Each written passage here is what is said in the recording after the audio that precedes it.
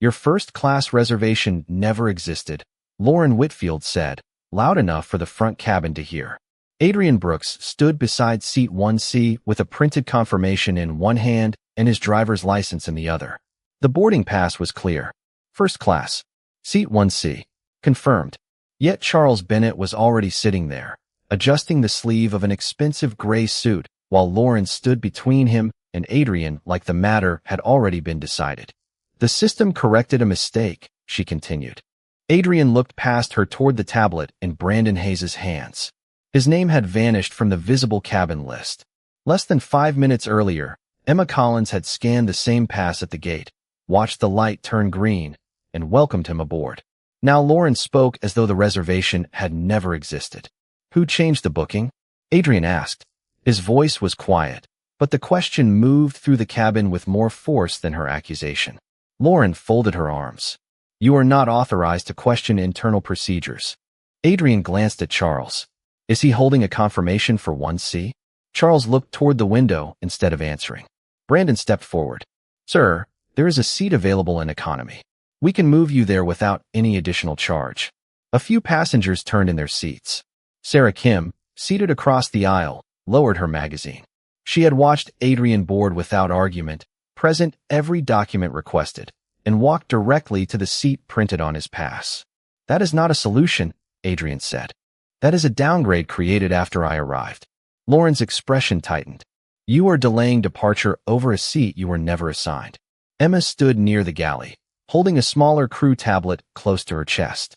She had reopened the original record. Beneath the visible cabin list was a second layer of data, an audit entry showing seat 1C confirmed under Adrian Brooks before a manual change had moved him into pending review. The change carried Lauren's employee identification. Emma looked up, but Lauren noticed. Close that screen, she said. Emma hesitated. His reservation was valid before the change. Brandon turned toward her. You are a trainee. Do not interfere. Adrian looked at Emma. Do not argue for me. Preserve the record. The cabin went still. Lauren gave a short, dismissive laugh. You are acting like this is some conspiracy. Adrian looked at the display above the aisle, then at the booking confirmation in his hand. No, he said. I am saying somebody made the airline lie. Charles finally spoke. I have a corporate agreement with North Star. I was told this seat was being made available. Adrian studied him. Made available by removing the passenger who paid for it. Lauren stepped closer. Security can explain the rest outside the cabin. Adrian did not move. He took out his phone, opened a single contact, and looked at the time. 10:14 in the morning. Then he looked back at Lauren. One call will make the system tell the truth. Her smile returned, thin and certain. Go ahead. Adrian pressed the call button. Tanya, he said when the line connected. Freeze North Star. The command reached Tanya Reed without hesitation. She had worked beside Adrian long enough to know that he never used those words casually. Confirming network integrity protocol, she said. Do you want a national booking freeze or a regional restriction? Adrian kept his eyes on Lauren. National. Read-only access for check-in and seat assignments. Preserve every audit log connected to this flight. Suspend new ticket issuance until operations confirms system integrity. The confidence in Lauren's face shifted slightly. You cannot shut down an airline from a phone call. Adrian lowered the phone just enough for her to hear Tanya's reply. Protocol confirmed. North Star booking changes are now locked nationwide. Emma's tablet chimed first. The cabin list vanished, replaced by a blue notification stating that seat assignments were temporarily restricted during an integrity review. Brandon checked his device and tried to reopen Adrian's booking. His access failed. Across the airport, gate agents began receiving the same message. New reservations paused. Upgrades froze. Check-in systems remained visible, but no employee could alter passenger data. Adrian did not look surprised. He looked like a man watching a system do what it had been designed to do. The path to this moment had begun 40 minutes earlier, when he entered Hartsfield-Jackson Atlanta International Airport alone. No assistant followed him. No executive escort cleared the line. He wore a charcoal sweater, dark trousers, and plain leather shoes because he wanted to see how North Star treated people who arrived without visible power. 12 complaints had reached his office in 6 weeks. Black passengers and travelers dressed casually had described the same pattern. A confirmed premium seat would disappear minutes before boarding. Staff would call it a technical correction. The original passenger would be questioned, delayed, or moved to economy. Every internal report blamed the system. Adrian did not believe machines developed preferences on their own. He had booked seat 1C under his legal name and used no corporate privileges beyond the ownership clearance automatically attached to his account. At the gate, Emma scanned his boarding pass. Green light. Confirmed first class. She noticed the executive code and looked toward Lauren for guidance. Lauren glanced at Adrian, then at Charles Bennett waiting behind the priority line in a tailored suit. The code is probably outdated, she had said. Less than a minute later, Brandon opened the cabin management tool and Lauren quietly instructed him to mark Adrian's reservation for manual review. Charles was then escorted aboard and placed in 1C under a corporate accommodation. Adrian watched the sequence without revealing who he was. He wanted proof, not suspicion. Now the proof was beginning to surface. Tanya returned to the line. The independent backup has captured the original reservation, the manual change, and the employee credentials involved. There are also matching seat modifications linked to the same accounts over the last 6 months. Adrian's expression sharpened. Lauren heard every word. Matching modifications? She asked.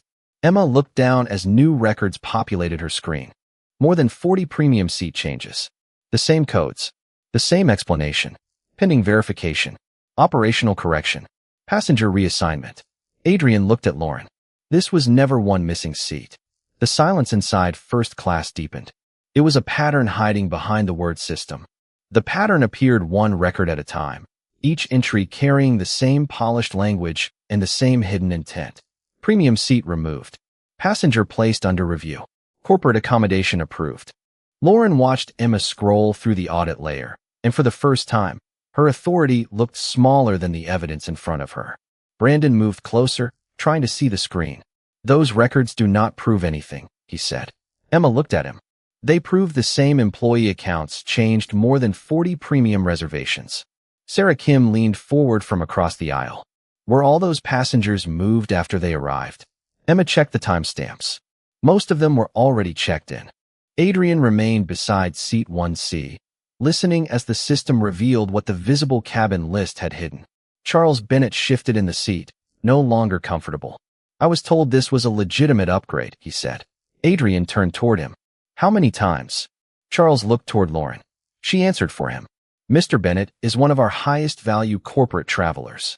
Adrian's expression stayed calm. That was not the question. Charles adjusted his cuff. A few times. Maybe more. Emma opened another file. 7 upgrades in 4 months. Each one replaced a confirmed passenger. Brandon's voice tightened. Corporate travelers receive priority consideration. Priority does not erase another passenger's purchase, Adrian replied. Lauren stepped toward Emma. Close the historical records. This review is limited to the current flight. Tanya's voice came through the phone. The integrity protocol is not limited. All linked changes are preserved on an independent server. Lauren stopped. Adrian looked at her. You used the same explanation every time. He read the labels visible on Emma's screen. Technical reassignment. Verification issue. Operational correction. Sarah shook her head. Different words for taking the same thing. Emma opened the passenger profiles connected to the changes. Several photographs appeared in the audit records. Many were black travelers. Others were work clothes, casual jackets, or simple travel clothes. None looked like the executives Lauren had favored. The cabin grew quieter as the pattern became impossible to dismiss. Adrian remembered why the complaints had reached his desk in the first place. One traveler had been a nurse returning home after a night shift. Another had been a retired teacher traveling to his daughter's wedding. A third had saved for months to buy a first-class ticket for his anniversary. Every report said the same thing. The computer changed the seat. The passenger must have misunderstood. Nothing could be done. Now the machine had finally been allowed to keep its memory. You did not select seats, Adrian said. You selected people. Lauren lifted her chin. We made business decisions. Based on what? Adrian asked. She did not answer. Brandon tried. Customer value. Adrian looked toward Charles. Meaning the person with the better suit, the larger account, or the stronger connection. Charles lowered his eyes. Emma opened the final linked entry. It showed Adrian's reservation moved into pending review 3 minutes after Charles had requested first-class access. Lauren's credentials initiated the change. Brandon's credentials confirmed it. The system had not made a mistake. It had followed their instructions exactly. Adrian looked at both of them. You thought the software would make prejudice look neutral. Outside the aircraft, gate screens continued displaying the integrity review notice. Inside, every false correction now carried a name, a time, and a decision. Lauren glanced toward the cockpit, searching for someone who might still protect the schedule over the truth. At that moment, Captain Michael Turner appeared in the aisle, his expression tight with frustration. Why is the entire booking network frozen? Adrian turned toward him. Because this cabin is not the only place where someone decided certain passengers were easier to erase. Captain Michael Turner stepped fully into the aisle, his uniform crisp, his patience already thinning. This aircraft is ready to depart, and we now have hundreds of passengers across the network waiting because of one seating dispute. Adrian looked at him. This stopped being one seating dispute when the audit showed 40 similar changes. Michael glanced at Emma's tablet, but did not ask to see it. He looked instead at Lauren. Can this be resolved locally? Lauren answered quickly. Yes. Remove him from first class, restore access, and let us continue. Sarah stared at her. You still want him removed after the records proved his booking was valid? Lauren turned toward Michael. He has disrupted operations and accessed information beyond his passenger rights. Emma spoke before Adrian could. He did not access anything. The integrity system restored the records automatically. Brandon stepped beside Lauren. The trainee does not understand what she is looking at. Emma held the tablet closer. I understand timestamps and employee identification numbers. Michael checked his watch. We are already outside our departure window. Adrian watched the captain's attention remain fixed on time instead of truth. You have not asked who changed the reservation, he said. You have not asked why the same accounts appear in 40 cases. You have only asked how quickly the evidence can be moved out of your way. Michael's expression hardened. I am responsible for this flight. Then take responsibility for what happened before it leaves the gate. Lauren folded her arms. He is refusing crew direction. Adrian remained still. Name the direction. Move to economy. Based on what operational reason? No answer came. Sarah lifted her phone and began recording. Charles Bennett stood from 1C, but he remained beside the seat as though unsure whether leaving it would look like guilt. This has gone far enough, he said. I accepted what your staff offered. Adrian turned toward him. And when you learned another passenger had been removed, you stayed. Charles looked away. Michael reached for the cabin phone. I am calling airport security. Adrian nodded. Call them. Ask them to identify the threat before they remove anyone. A few minutes later, Officer Luis Ruiz entered through the open aircraft door. He greeted Michael, then looked around the cabin. What specific safety concern has been reported? Lauren pointed toward Adrian. He refuses relocation, claims authority over our booking system, and has caused a network shutdown. Luis looked at Adrian's boarding pass, identification, and printed confirmation. He checked the seat number twice. This passenger is assigned to 1C. Brandon replied. The cabin list shows pending review. Emma turned the tablet toward Luis. The original booking was confirmed. Lauren changed it after Mr. Bennett requested the seat. Luis examined the audit entry. Has this passenger threatened anyone? Silence. Blocked an exit? No response. Interfered with safety equipment? Michael's jaw tightened. No, but he is not following crew instructions. Luis returned Adrian's documents. A disputed seat assignment is not automatically a security violation. Lauren's expression sharpened. So you are refusing to help the crew? I am refusing to invent a threat, Luis said. The cabin absorbed the difference. Adrian looked at Lauren. You tried to turn your decision into a security label because the label would make people stop asking questions. Tanya's voice returned through the phone. Mr. Brooks, David Mercer is joining the secure operations line. The original reservation is restored, and the nationwide pattern has been verified. Michael looked toward Adrian at the sound of the name. Mr. Brooks? Adrian did not answer him yet. He looked at the frozen booking notice glowing on every crew tablet. The system is finally telling the truth, he said. Now we find out who is willing to hear it. David Mercer joined the secure line through Adrian's phone, his voice calm but urgent. Mr. Brooks, the network review is complete enough to confirm deliberate booking manipulation. Your original seat has been restored, and the same 2 employee accounts appear across 43 premium cabin changes. Michael Turner looked from the phone to Adrian, the name finally settling into place. Lauren noticed his expression and stepped closer. "Captain, do not let him intimidate the crew with corporate language." Adrian looked at her. "The language is not the problem. The record is." David continued. "The pattern affects 6 airports, 11 flights, and 38 passengers. Most of the manual downgrades were processed after check-in. Several were assigned to travelers linked to favored corporate accounts." Charles Bennett lowered his eyes. Sarah kept recording. Emma opened the audit summary and saw the same categories repeated beside each case. Passenger verification issue. Operational reassignment. Courtesy upgrade. Adrian listened until David finished, then asked the question no one else had wanted to ask. Who authorized Lauren and Brandon to use manual review this way? There was a pause. No one, David replied. Their access was intended for irregular operations, not preferential seat transfers. Michael turned toward Lauren. You told me these were routine corrections. Lauren's expression tightened. They were business decisions made to protect valuable clients. Adrian faced her. You keep saying value when you mean visibility. She lifted her chin. Corporate accounts keep this airline profitable.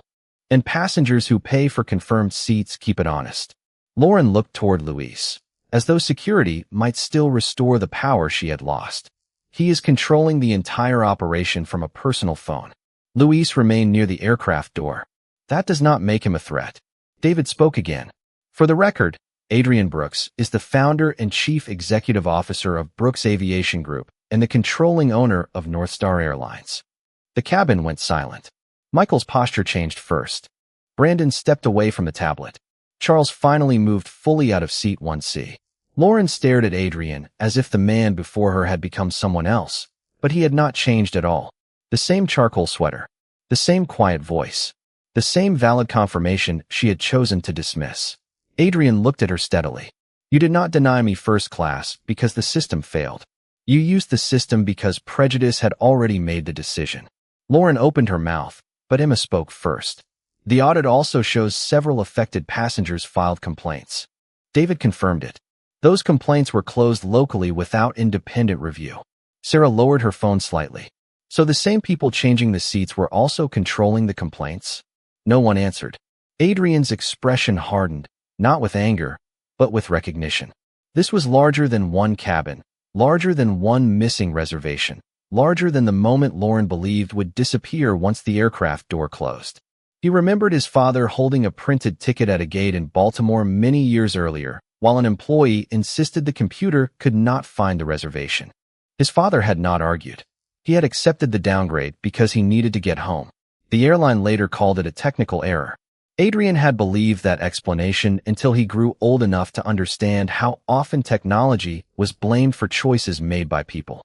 He looked at the frozen booking notice glowing on every device. A system does not become fair because it uses neutral words, he said. It becomes fair when no employee can hide a biased decision behind them. David waited on the line. Mr. Brooks, operations is ready for your direction. Adrian looked at Lauren, Brandon, Michael, Charles, Emma, Sarah, and Luis. Every person in the cabin had made a choice. Some had protected comfort. Some had protected the record. Keep North Star in restricted mode, Adrian said. Preserve every log. Open every closed complaint linked to these accounts. No one involved leaves this review until the full pattern is visible. David Mercer placed the integrity report on the Secure Operations channel while North Star remained in restricted mode across the country. New reservations were paused, seat changes were locked, and check-in agents could view passenger records without editing them. The airline had not gone dark.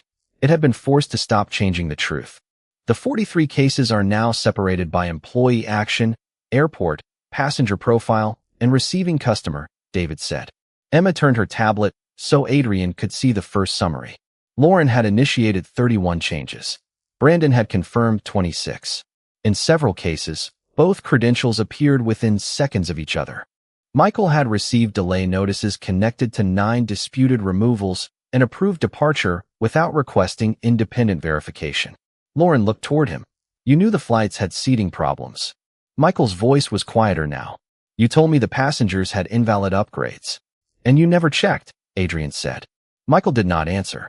Charles Bennett stood in the aisle beside the seat he had accepted, holding his briefcase with both hands. I never requested that anyone be downgraded, he said. David opened the corporate account notes. Your assistant asked for premium access 7 times. Each request was followed by a manual reassignment from an already confirmed passenger. Charles looked toward Lauren. She told us the seats were released inventory. Adrian studied him. After the first time, perhaps you believed that. After the 7th, you chose not to ask. Sarah lowered her phone, but the recording continued. The passengers around her remained silent, listening as privilege lost the protection of vagueness. Emma opened the complaint archive. One passenger had written that he was questioned in front of his children before being moved from first class. Another said staff repeatedly asked whether his ticket had been purchased with someone else's card. A third described watching a corporate traveler take her seat, while an employee blamed a computer error. Each complaint had been closed with nearly identical language. No evidence of intentional misconduct. Operational decision within policy. Adrian looked at Lauren, who reviewed these complaints. She held his gaze for a moment, then looked away. David answered. Lauren completed the local service reports. Brandon supplied supporting notes. Captain Turner approved the operational summaries on the flights he commanded. Michael stepped forward. I signed delay reports, not discrimination findings. You signed documents stating the removals were justified, Adrian replied. You gave their version the authority of your rank. Luis remained at the doorway, his posture calm. That is why a security label matters, he said. Once it enters a report, people stop asking how it began. Adrian nodded. And that is why every label must be tied to a specific action. Tanya joined the line again. Independent compliance has secured the records. No involved employee can modify the files. Legal counsel is prepared to begin interviews. Lauren's composure finally fractured. You are freezing a national system and damaging thousands of customers because of a few seat changes. Adrian looked toward the booking notice glowing above the aisle. The restriction is inconveniencing customers. Your scheme deprived customers of what they purchased and then blamed them for objecting. Brandon shook his head. Scheme is an exaggeration. Emma opened a financial report attached to the corporate accounts. Several favored travelers had submitted complimentary service ratings after receiving disputed upgrades. Lauren's department had earned performance bonuses tied to those ratings and contract retention. The cabin understood the pattern before anyone named it. Adrian did. You turned biased judgment into a business metric, he said. Lauren remained silent. David waited for direction. Adrian looked at Emma. Send the complete archive to independent compliance. Then he turned to Luis. Please document that no safety violation occurred. Finally, he faced Michael. This aircraft will not depart under a command structure that treated evidence as a scheduling inconvenience. Michael's expression fell. Adrian raised the phone again. David, remove this crew from duty pending formal review. Assign a replacement team. Keep the booking network restricted until every affected passenger is identified and protected from further changes. One by one, the operational credentials on the crew tablets changed to suspended. No dramatic alarm sounded. No one shouted.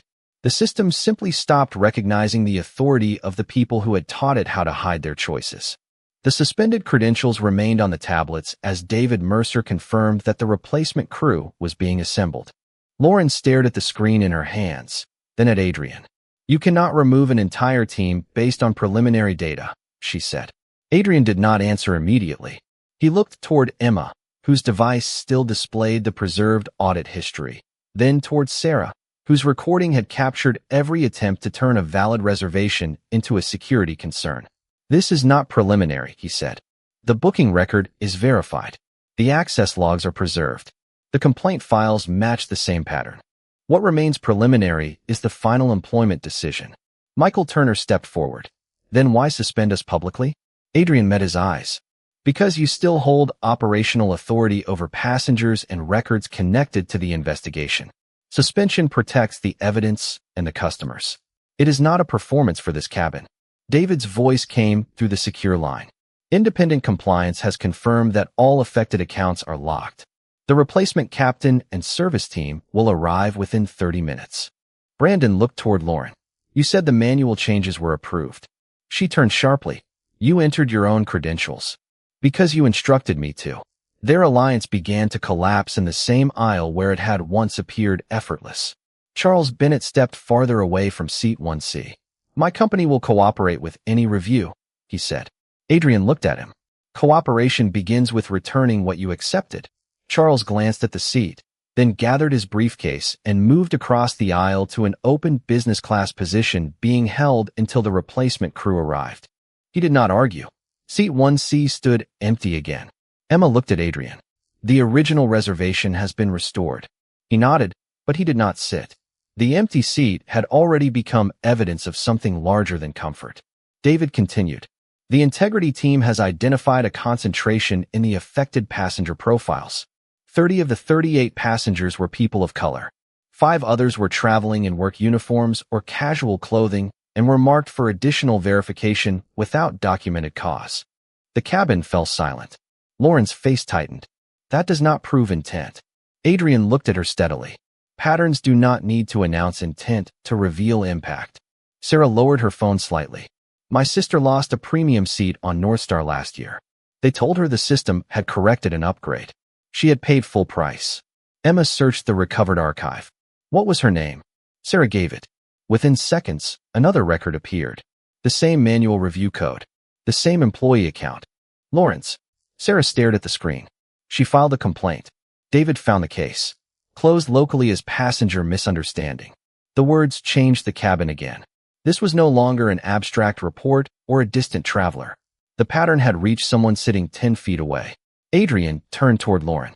How many people did you expect to doubt themselves because the system sounded more official than they did? Lauren said nothing. Michael looked at the complaint record and finally understood that the schedule he had protected was carrying more than passengers. It was carrying a practice he had chosen not to examine. I should have asked, he said quietly. Adrian looked at him. You should have verified. Tanya returned to the line. Legal counsel is ready. Customer recovery has begun contacting affected passengers. Refunds, restored status, and written explanations are being prepared. Adrian nodded. Include an independent appeal for every closed complaint. No local manager reviews a case connected to that manager's own team. David confirmed the directive. Adrian then looked toward Emma. You will join the integrity review as a protected witness, not as a trainee defending herself. Her eyes widened. Yes, sir. Lauren stared at the empty seat, the frozen system, and the people who no longer accepted her explanation. Adrian finally stepped beside 1C. You thought this was about whether I belonged in first class, he said. It is about whether this airline deserves the trust of anyone it has ever asked to believe a screen over their own experience.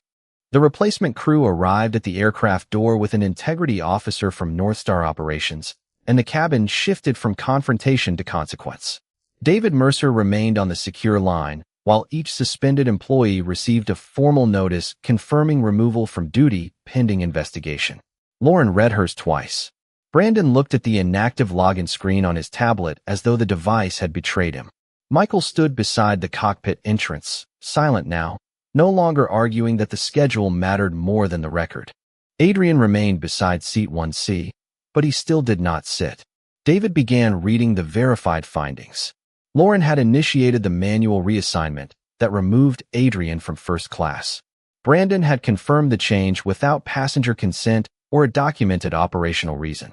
Michael had accepted the altered record and supported a removal request without independent verification. The same sequence appeared in dozens of earlier cases. These decisions were not isolated, David said. They formed a repeated process that favored selected corporate travelers while placing other confirmed passengers under unnecessary review. Lauren lifted her chin. I was protecting high-value accounts. Adrian looked at her. You were deciding which customers looked valuable before the company measured anything. Charles Bennett stood across the aisle with his briefcase held close. David continued. Mr. Bennett's corporate privileges are suspended, and all contract discussions with his company are paused pending ethics review. Charles looked toward Adrian. My business should not be punished for decisions made by airline employees. Your business benefited 7 times, Adrian replied. And each time, someone else paid the price. Charles did not answer. Emma transferred the preserved records to the integrity officer, who confirmed the files had not been altered after the national freeze. Sarah provided her recording and the information connected to her sister's complaint. Louise completed a security statement confirming that Adrian had made no threat, blocked no exit, and interfered with no safety procedure. One by one, every excuse lost the protection of uncertainty. David turned to Adrian. The evidence supports immediate termination proceedings for Lauren and Brandon, command review for Captain Turner, and a full investigation of the corporate upgrade program. Adrian nodded. Begin the process. No final decision without due review, but no one connected to these accounts returns to operational duty until the investigation is complete. Lauren stared at him. You shut down the booking network because I questioned one passenger. Adrian's expression remained calm. I restricted the network because your account was connected to 43 altered reservations, closed complaints, and financial incentives. My seat exposed the pattern. It did not create it. The integrity officer escorted Lauren and Brandon from the cabin. Michael followed after formally transferring command to the replacement captain. Charles was removed from the premium cabin until his reservation could be reviewed independently. No one applauded. The consequences felt heavier without celebration. Emma watched the empty aisle, relief mixed with disbelief. Adrian turned toward her. You preserved the record before you knew who I was. She nodded. I knew the booking was valid. That was enough, he said. David confirmed that North Star would contact every affected passenger, restore lost status, provide refunds, and reopen all related complaints under independent review. The booking system would remain read-only until new controls were activated. Adrian finally looked at seat 1C. The leather was untouched, the confirmation restored, the screen corrected. Yet the true reversal had nothing to do with where he would sit. They believed a hidden change would erase the person harmed by it, he said. Now every change has a name, every name has a record, and every record will have an answer. The replacement captain completed the final safety review while North Star remained in restricted mode. Across the country, booking agents could still view reservations, check passengers in, and assist with existing travel, but no one could alter a seat without independent approval. The airline was operating carefully now, forced to respect every record it had once allowed employees to rewrite. Adrian finally sat in 1C, not as a victory, but because the seat had been restored through evidence rather than privilege. Emma stood near the galley beside the integrity officer, reviewing the safeguards that would remain active after the system reopened. Sarah returned to her seat across the aisle, her phone lowered, while Louise prepared to leave the aircraft after completing his statement. David Mercer remained on the secure line. Every affected passenger has been identified, he said. Customer recovery teams are making contact now. The first reimbursements have been authorized, and all closed complaints connected to these accounts are being reopened. Adrian looked toward the cabin screen. Do not send them a standard apology. David paused. What should the message say? Tell them exactly what happened. Their reservations were manually changed. Their complaints were reviewed by people connected to the decisions. The company failed to protect the record, and the company will correct the harm. David confirmed the instruction. Adrian then established the conditions for reopening the booking network. Every premium seat change would require 2 separate employee approvals. The original reservation would remain permanently visible beneath any new status. Automated alerts would flag unusual downgrade patterns involving race, clothing, payment method, or corporate favoritism. Security labels would require a specific documented action, not vague claims about attitude or discomfort. Complaints involving an employee would be reviewed outside that employee's local chain of command. Any worker who preserved evidence or challenged a questionable instruction would receive immediate protection from retaliation. Emma listened carefully. What happens when someone says the system made the decision? She asked. Adrian looked at her. The system will show who entered the instruction, who approved it, and who benefited from it. Technology should not erase responsibility. It should make responsibility impossible to hide. David confirmed that independent compliance would supervise the changes before full booking access returned. Outside the windows, ground vehicles crossed the Atlanta pavement beneath the late morning sun. Inside, passengers waited without complaint. They had seen what rushing could protect. Adrian addressed the cabin before departure. This delay affected thousands of travelers, and they deserve an explanation. One call restricted the network, but one call did not create this failure. It exposed choices that had been repeated, approved, and hidden behind neutral language. Sarah nodded slowly. Emma remained still, absorbing every word. A booking system should record decisions, Adrian continued. It should never be used to disguise prejudice. A confirmation should mean the same thing regardless of who holds it. A complaint should be investigated regardless of who filed it. And first class should never become a test of who looks wealthy enough to be believed. David returned with the final update. The new controls are active. Independent compliance has approved limited reopening. Across North Star, reservation access returned in stages. New tickets could be issued. Seat changes required verification. Audit records remained locked. Nothing disappeared. Adrian looked at the restored confirmation on his screen, then at Emma. You did not need to recognize the owner to do the right thing. She gave a small, relieved smile. I only needed to believe the record. And the passenger standing beside it, Adrian said. The aircraft door closed, and the replacement captain welcomed everyone aboard. North Star had stopped for less than an hour. The truth uncovered during that pause would change how the airline operated for years. Adrian leaned back as the engines began their steady hum. He had not frozen the network to prove he controlled it. He had frozen it because any system that protected prejudice had no right to keep changing people's lives without leaving the truth behind.